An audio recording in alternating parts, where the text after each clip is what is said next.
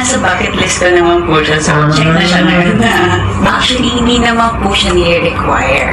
Ako po yung mismo nagsabi na magpapakalbo ako. For me kasi parang mas okay siya dun sa character ko. And hindi ko po trip yung, yung nag-look test po kasi kami, hindi ko po trip yung prosthetic. yung itsura. So, parang sabi ko, parang mas okay kung kalbo talaga.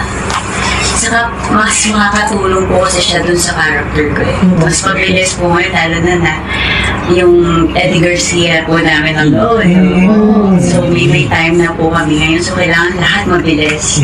So, makakatulong po itong kalbo ko. First po, yung papunta na ako sa salon, sa Jens po, parang kinabahan ako.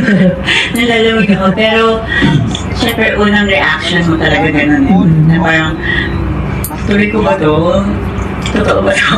Ganun. Pero, after that naman, ako po kasi unang nag-gupit ng hair ko. And ako din unang nag-laser yung hair ko. So,